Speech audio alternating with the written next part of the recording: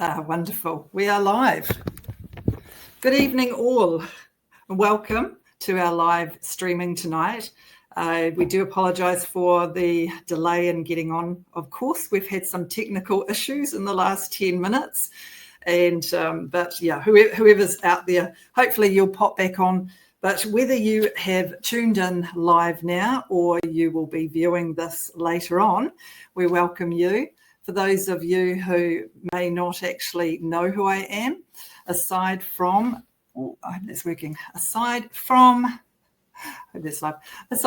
being the leader of the Conservative Party here in New Zealand, I'm a school teacher, I'm a law student, and I am director of a charitable trust. But most important, the role that I value the most is the fact that I'm a parent. And like many of you out there who will be watching this, there will be parents, no doubt. And as parents, we have an expectation about what our school system is focused on delivering to our children. Now, some of you may not be parents, and I just want to assure you that what we're talking about tonight is actually for everybody. You may be an employer who's going to actually hire a school leaver, and we know how important it will be for you as well with hiring students that actually are ready to actually be in the workforce, students that have some skills, but not only the skills, it's also about the fact that they're ready to learn, they're ready to take some responsibility and contribute, not activists that are trained to challenge your authority before they've even learned to take direction. And also, if you're a taxpayer out there, you are actually paying for the delivery of the education that our New Zealand young people are getting. So this interview tonight is actually important for all of us. Just a little bit of backstory before I bring in our guest.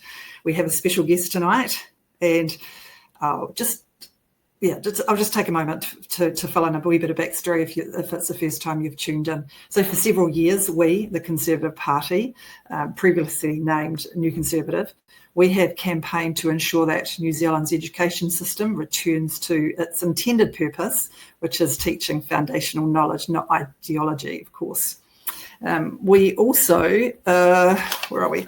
I'm just keeping an eye on where I'm up to, because I do have a bit of a structure, and we've already had lots of technology issues, so I do hope that people can see. Anyway, I've also talked and interviewed a lot of mums and dads, as well as counsellors and parents who have young people that have identified as transgender. I've also talked to a lot of other students, and tonight you are going to hear from a high school student who is currently in school in the thick of it. Now, I just want to assure you that we won't be naming the name of the school where he's at or the teachers, but I would like to urge any students or families that watch this later to actually get in contact with me if you are experiencing some of these issues, or if you have concerns around some of these issues and want to talk to us as well about this. So without further ado, I'm just going to bring in who's Joe. Add to the stage. Joe, welcome, Joe. There he goes. Good evening, Helen. Okay. And can you hear me, Joe? Yes, I can hear you, Helen.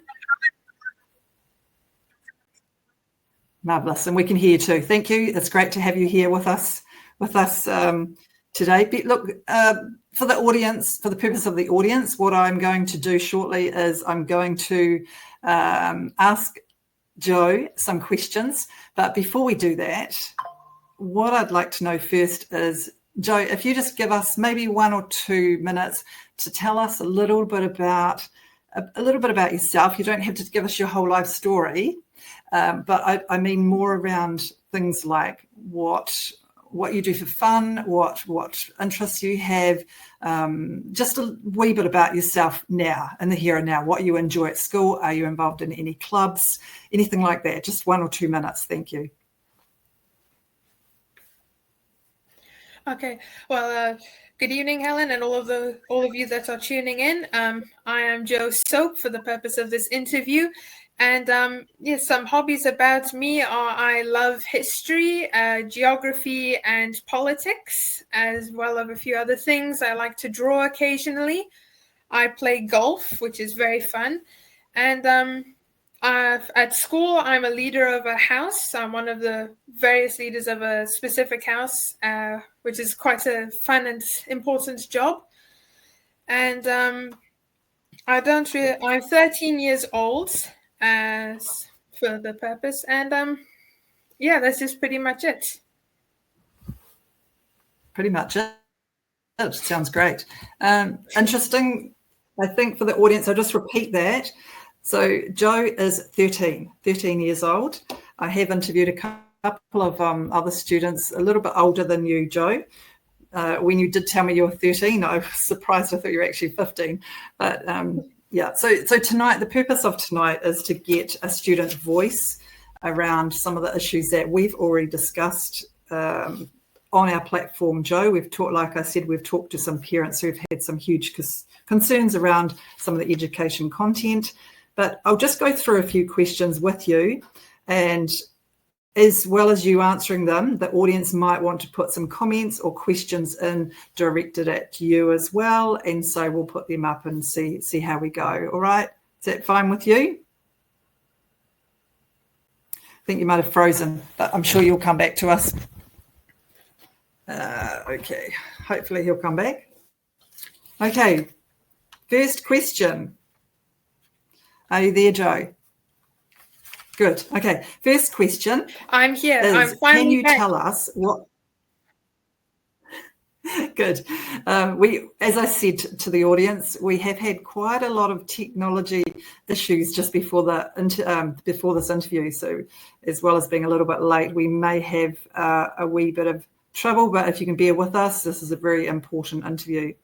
So, number one, can you tell us what kinds of things you've been taught in class that you or your family felt uncomfortable with? Of course. So during a regular school week, my day is divided up into periods, usually about 6 or 7 per day. And in one of those periods, there's this topic called Wānanga. And in that period, this was during Pride Week, we had to do a Kahoot, which is like a quiz about Pride Week, which was basically, is this the Pride flag? And you got shown and you say, no, it's not. No, this is the cisgender flag or something like that. And what is dead naming? And how can you be an ally? All that sort of stuff. And another topic for health, we were learning about biology.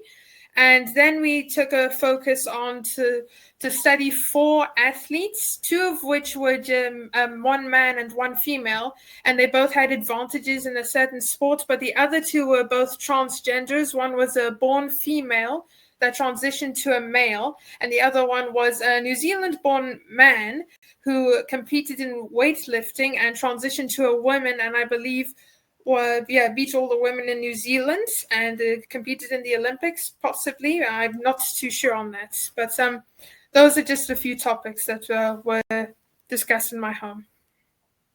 Okay. And can we just go back a little bit? So what is dead naming? Like, did you know anything about dead naming before this particular lesson? Yeah, I did know a little bit about dead naming. I wasn't really too sure.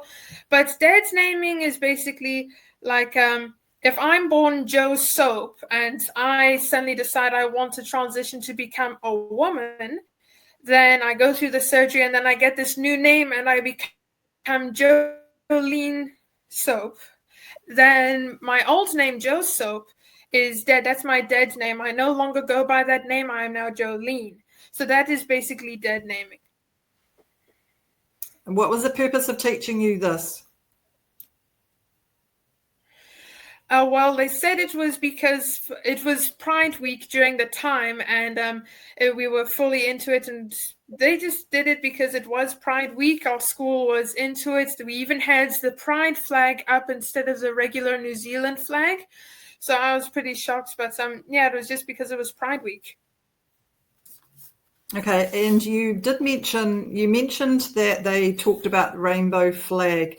Did they unpick that a little bit? What parts of the flag are, like what colours represent parts of the rainbow, or what? Do you remember what exactly they said the rainbow flag is?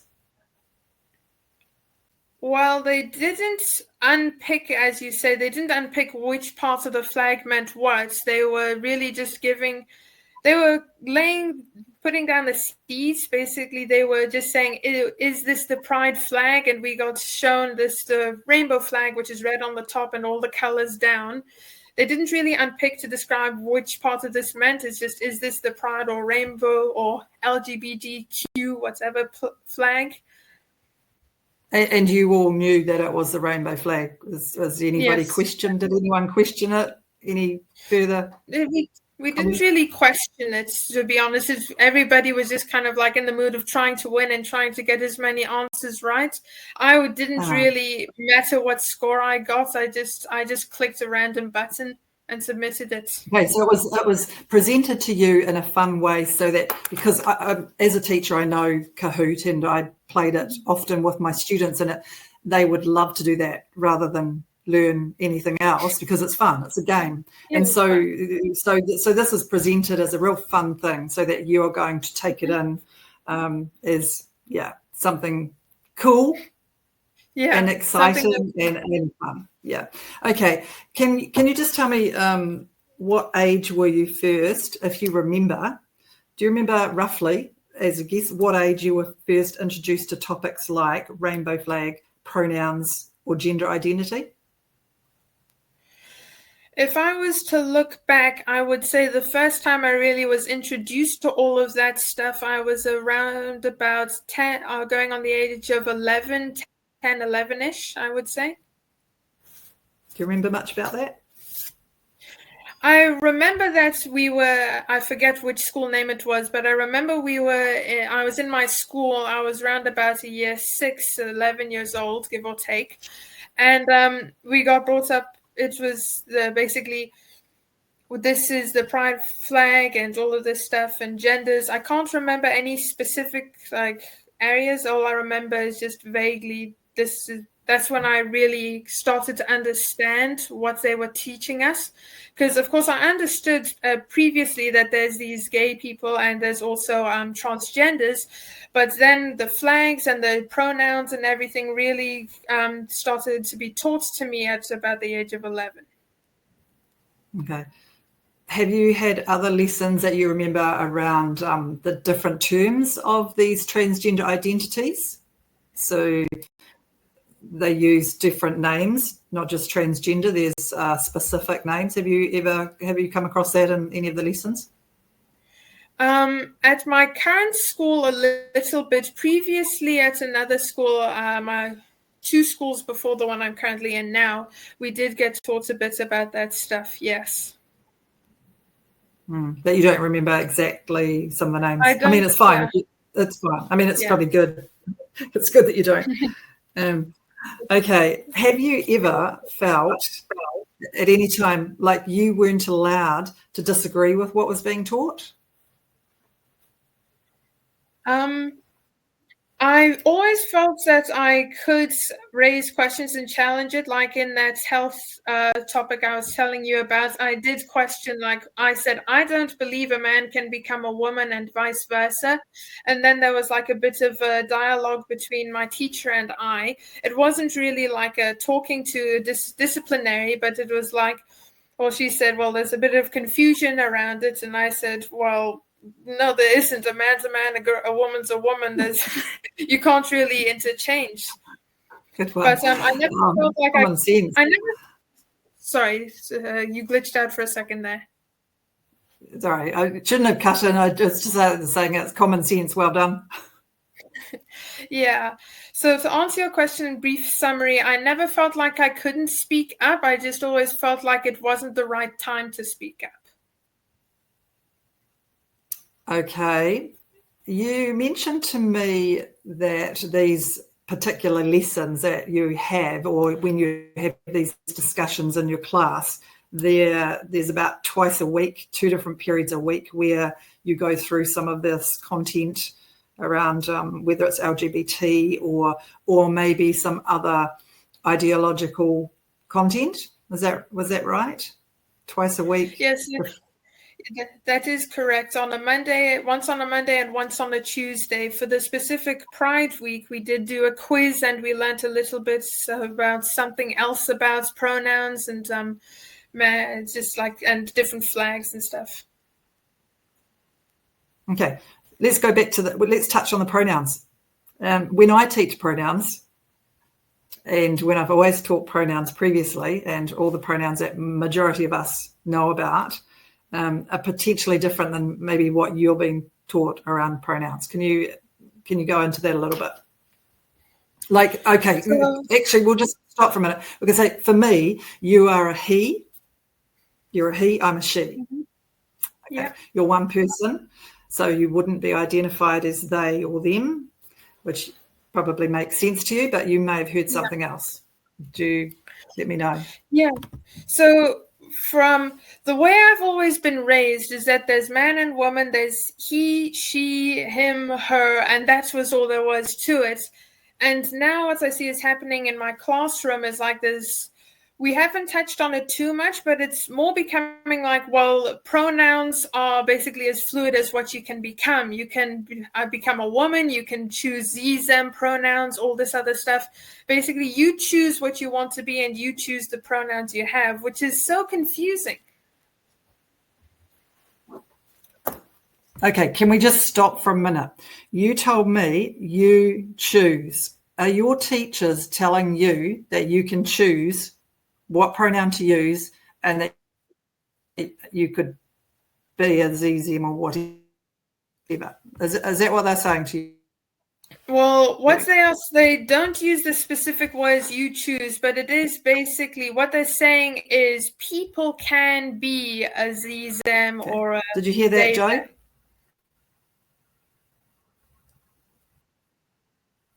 Sorry, Helen, you glitched out there. I know you. Okay. The question I asked you mentioned that you can choose. Are you telling us that your teachers tell you that you can choose what pronoun to use?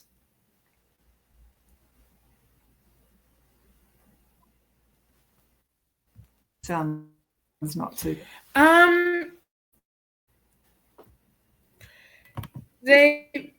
I said as you choose. Obviously, yes, they say that they don't say that we like the word we. They say that people can choose the pronouns that they want.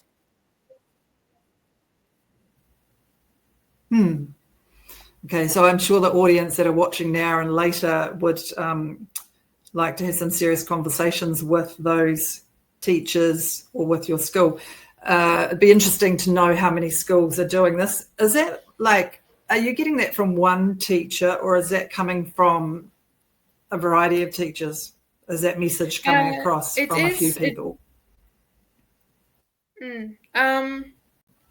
It was coming from one specific teacher during that Wānanga class that I had, because that's the class that you learn about this stuff. But that was running particularly for Pride Week. So it was one specific teacher. The rest of the teachers, like maths, just continued on with their work. So you don't really get a lot of the other teachers doing it. It's just the Pride people that are pushing it more so. Do you feel like they're pushing it on you instead of, for example, instead of teaching students how to be respectful of all people, no matter who they are, do you feel like they're actually pushing a bit of an agenda, especially obviously during Pride Week? Well, for that specific Pride Week. So, sorry, let me just clarify. So just to make sure that I do understand your question. Your question is, are they pushing it that how to be respectful towards these specific people and actually pushing an agenda rather than teaching us how to just be respectful in general?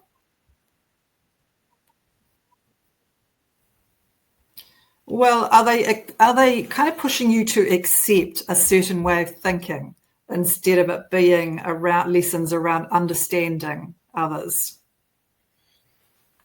Well, I would say for those lessons, yes, that it was basically, well, it was kind of like a lesson which was saying, it was almost like it was normal, shall I say. It was like the kids almost the lesson was being taught in a way that the kids were all agreed, and it was basically like you were being taught to how to care about people, but it was structured around this whole pronouns and transgender thing. So I found it was like almost quite useless, shall I say, because they could just teach us how to be respectful in general, like how to care about people, which they did do sort of in some other lessons. But I would say yes to your question that it was pushing an agenda.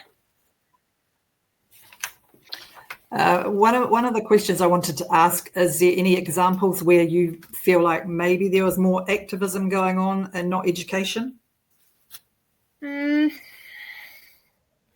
I would say that the whole lesson, for me, the whole lesson was activism rather than education, because knowing these things like about pronouns and pride flag, that's not going to get me a college degree. That's not going to get me anywhere in life. So why must I learn about it? Whereas if I get a degree in literature or in mathematics, then that'll make me go far in life. I have the qualifications. Whereas learning about dead naming and the rainbow flag, there's no logical need for it.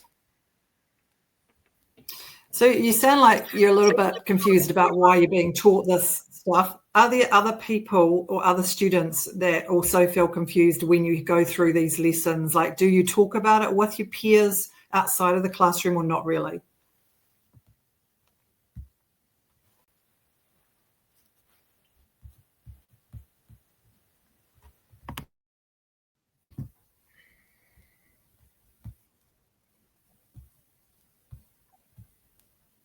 Okay, I think Katrina said, do most school kids agree with gender ideology or just go along with it because they have to? That's a good question, and it kind of links into one of the ones I've got here, Katrina, that Joe has some other information, not only on gender ideology, but some of the other things that teachers actually like to talk about using their own bias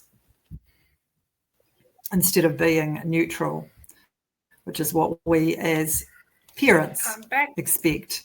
Okay, Joe, you're back there. All right, one of the questions, and it linked into something that I have as well. Katrina's asked, do most school kids agree with gender ideology or go along with it because they have to? And that's kind of what I was thinking too. Do the students, your peers, just sit in the classroom and deal with it because they really feel like they just have to and can't really speak up too much? Do you think that's the case? What I find in my classroom is that they don't agree with everything, but there is a general sense of acceptance, like, yes, people can identify with different pronouns and they can do this. It's more like they have the feeling that it's not pertinent to them, but it's just general acceptance. I have a few kids in my class that just wade through the murky waters that we're being taught and just get on with it. But in the general class, it's more like, okay, yeah, this is right. Right.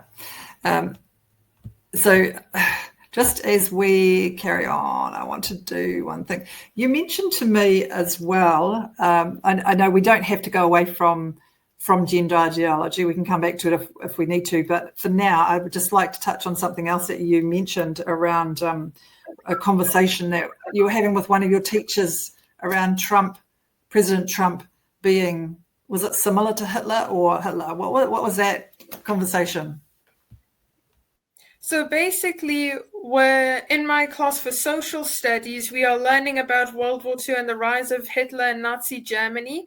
And basically, we're touching on lots of the fundamental values that the Nazi Party had. And when it was like to make Germany greater and to advance and basically unite all German very similar to what Trump is saying. And again, it was like the whole class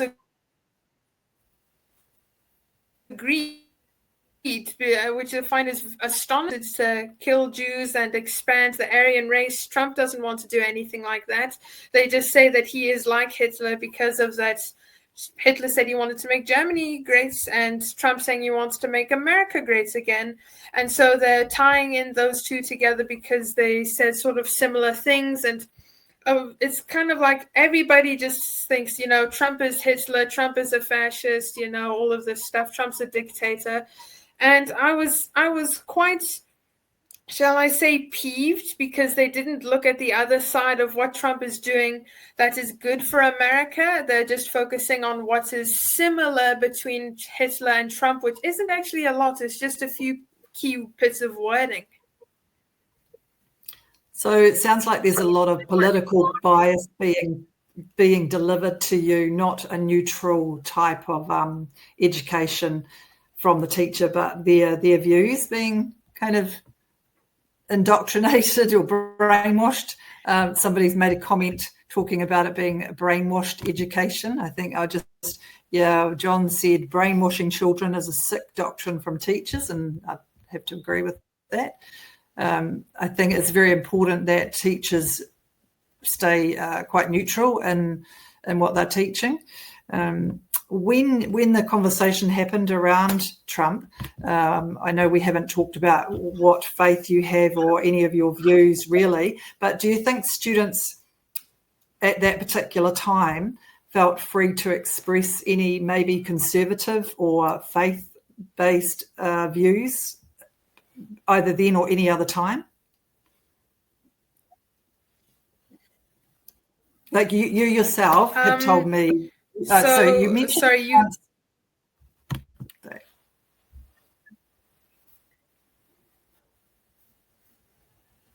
Sorry, I've moved as close as I can to the internet connection. I can't get much better than this, I'm afraid. Oh, no problem. No, the question was around, you've told me about these conversations around Trump and being like similar to the Hitler situation. And what we were talking about is we haven't talked about any faith that you might have or your own personal conservative views. But in the classroom, you mentioned that sometimes I think it's important for the audience to know that you are in a debating team, which is really great because clearly you have some more skills than maybe the general 13-year-olds that aren't involved in debating and having these big conversations around politics. So I just wanted to kind of tease out a little bit. You'd said something around once when you were in the classroom, the other students know your views on, for example, Trump and other things, and they all turned around and looked at you. Did you feel like that's, clearly you're a strong will, but also confident, and so you're not going to feel bullied into any position or not feel like you're silenced.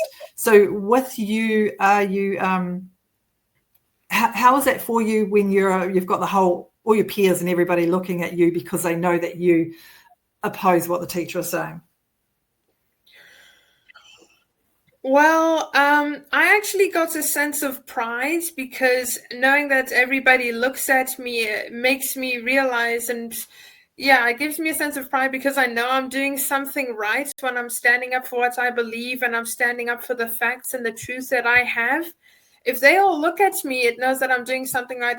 I'm letting them know, this is who I am. This is what I stand for. If they disagree with it, that's their choice. But I got a deep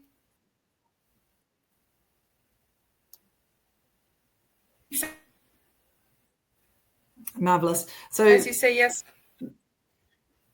Yeah. What do you think though? Like I said, you are in a debating team and you do have a lot of confidence around putting your views across. Not a lot of 13-year-olds that I know are able to do that. So how do you think that other students would feel about that? Do you think that, for example, most 13-year-olds or most people your age are ready to understand all the concepts that the teachers are delivering? Pertaining to the genders and the pronouns and the flags and all that stuff, I would say that it is very confusing, I would say, in a certain sense, but me personally, I don't believe it should be taught at all. It's taught about Jesus, Easter. When Christmas comes up, we don't get taught about how Jesus was in a manger and how he came into the world, or when Easter happens, how Jesus gave his life on the cross for us. None of that happens. But when Pride Week happens, oh, let's put up a rainbow flag on our school flagpole and let's teach kids about dead naming. It's ridiculous. So, and yeah, that's a really good point. You also mentioned about the clubs. So there's a whole lot of different clubs in the school, and you mentioned that they promote the rainbow clubs, but they've never said anything around did you say you've got a Christian club at school, but no one's ever promoted that, like none of the staff or anyone? If you didn't go to the Christian club or hear someone else, you wouldn't really know about it. Because we had an assembly one time where there's this entire pride club for all of these allies towards the entire movement where you can come along, but the Christian club wasn't promoted there. And what saddens me is when you go to the Christian club every Thursday lunch break, half of the people go there because they know there's free food, not because they want to get anything out of it. They just want to get food. They don't want to learn anything about God or Jesus or the words. So it's just disappointing. And the Christian club gets no recognition at all, but the Pride Club does. Okay, and I've heard a lot about these clubs around how different trans-identified students have gone along with their friends, and then their friends come out and start talking about them wanting to be trans as well. So I imagine there's a lot of the peer-type pressure and the social contagion is occurring in that space as well. I have talked to other students who have seen things like dirt boxes, sandboxes, and somebody identifying as a cat. I'm sure that you'd let us know if there was anything like that. But do you feel like at your high school that there is a large number of what they are calling themselves trans-identified students? Have you noticed any trans-identified students in your school?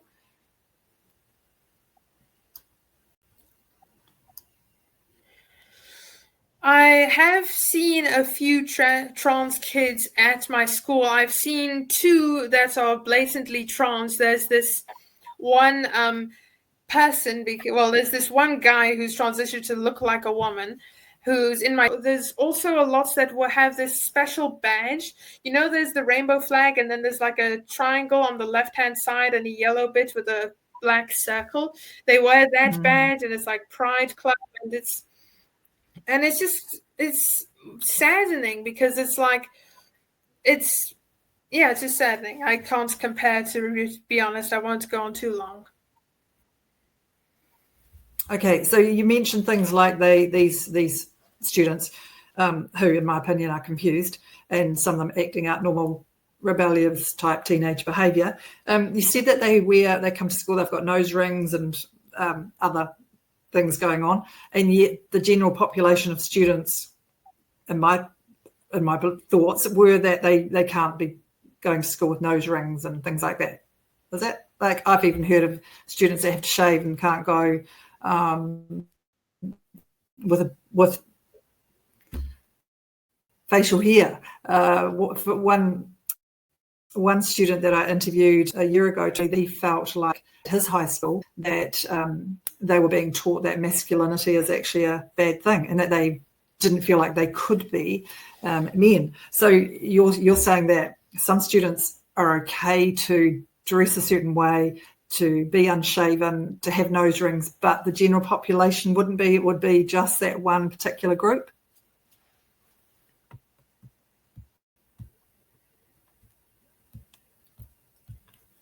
Like, for example, are you going to go to school with a nose ring, Joe, and do you think the teacher wouldn't question that you're wearing one?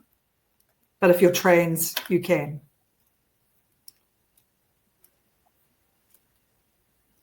I'm so sorry, Helen. You glitched out again. I couldn't hear your question. Okay. If you wore a nose ring to school next week, would the teacher question you on that?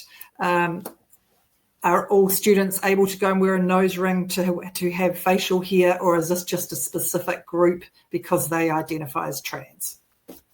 Do you know? I think if you came to school wearing it wouldn't really be questioned. I mean, I've guys that are 17, 18 years old and have full-grown beards and walk around, and others that have like little mustaches. So it's not, I would say our school is very relaxed in its policies for that. And if you wear a nose ring, okay. If you have a beard and you're old enough, okay. So it's more for the general public, not specifically for that group.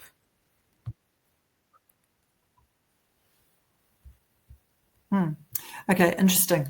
It's not something I would have seen from a school before, especially around uniforms. So you're saying that your high school doesn't have uniform expectations? Well, my high school has uniform expectations, but if you wear a nose ring, I don't have any classmates, particularly that have nose rings. So I couldn't really speak firsthand, but I have seen guys that are year 12s or something that do have beards, and other guys that have partial mustaches. So our school does have strict uniform requirements for year 13s lower. But yeah. Okay, and I assume you have biology. I assume you have biology lessons as well on what a male and female is. Yes, that is in that health topic, biology, that I was talking about earlier. We are learning about those, like, what is a woman, what does woman have, what does a man have, which is all right. I believe we are at an age to learn about that stuff. But when we go into the world of transitioning and stuff, and these different athletes, and should they be allowed to compete in these sports, it's taken a turn for the worst. Okay, so let's just touch on that a little bit, because it's crystal clear to me that there was a promise made at the last coalition. I don't know if you recall this or if you talk to your parents about this, but the last the coalition government we have at the previous election time, there was a promise made that they were going to remove gender ideology from schools. It's pretty clear to me that the coalition haven't actually had the effect that we were all hoping for, and to me it actually confirms why we need a Conservative Party in Parliament. And I know that you're interested in politics, so what are some of the things, like, just before I would like you to give your view to maybe other students out there, as well as the Ministry of Education even. One more thing that you touched on is one of your reports. I think it was a report, instead of actually addressing you as he, it had littered through it the incorrect pronouns for one person as they and their. So it didn't refer to you as he, as an individual person. Could you just explain that to the audience? Sorry, let me just take a quick sip of water. My throat's a bit dry. Sorry, one sec. Go for it.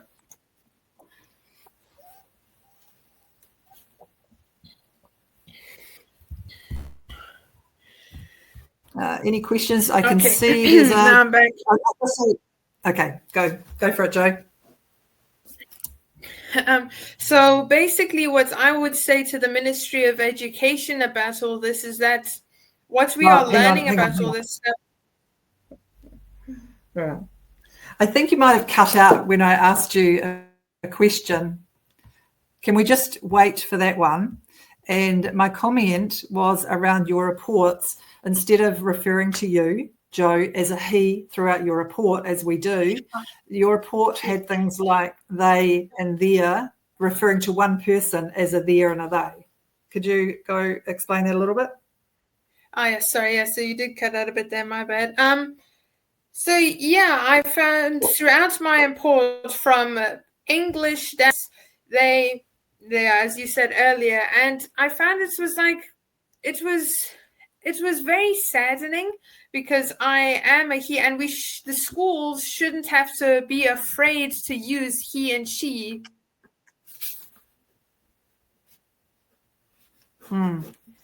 Like a bit of the right size so that they're not ostracized as a school, which was I found very saddening. Like, why should that happen? And it was very wrong because I don't want to be a they or a there. I am a he, and I shouldn't have, or my school shouldn't have to be subjected to that for these people that are like me, that have conservative views. They shouldn't have to go through stuff like that in their reports because the school wants to be on the nice side of certain people that are in fact a minority. Okay, Joe, so what happened is I've talked to some staff from another high school in Christchurch. I've talked to them, and they told me that the staff were directed to also use pronouns in their emails. So this is not only for students, this is across the board. So I do wonder about what is happening with our government when they are talking about removing some of this content that we have talked about over and over. So just to finish off, because I'm aware that we are getting we have got through quite a bit already, and there's a couple of comments here.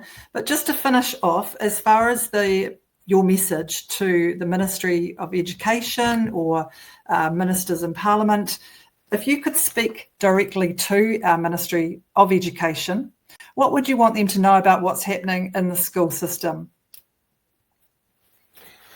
Well, I would want them to know that we are being taught about all the stuff, that dead naming and pride flags, and we are being subjected to gender ideology, and we are being basically indoctrinated to basically say, oh, this is okay, this is normal, but it's not normal. And I would say, as my message to them, I would say this should stop happening in schools.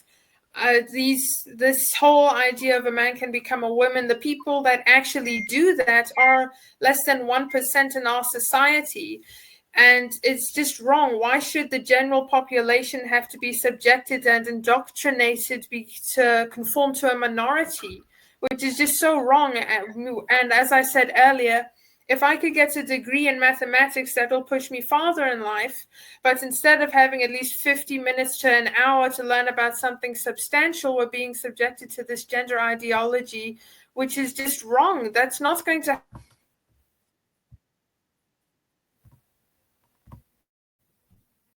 happen in any way that they can.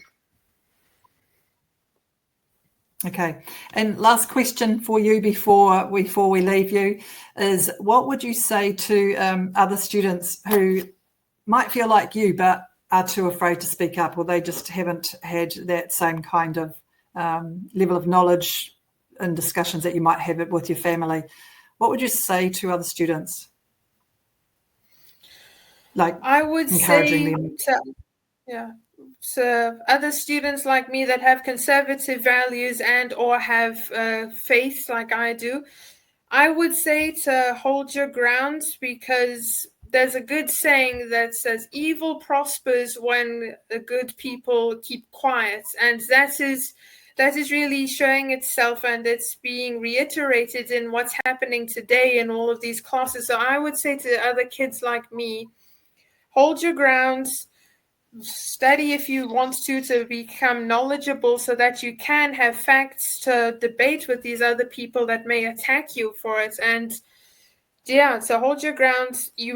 People will always come against you for what you believe, but that doesn't mean that that's your back has to be broken because of it. Just stand your ground, and if you do have faith, just rely in Jesus our Lord, and if you don't, just find solace in your beliefs and just keep firm and weather the storm. Thank you for sharing your faith with us. Everybody would have got that message well and clear. Thank you very much, Joe. Appreciate you being on tonight. Thank you for having me, Helen, and to all of you that's tuned in tonight. God bless you, and be safe. Good evening, Helen, and Thank you. I'll chat to you some other time. Thank you. Thanks, Joe.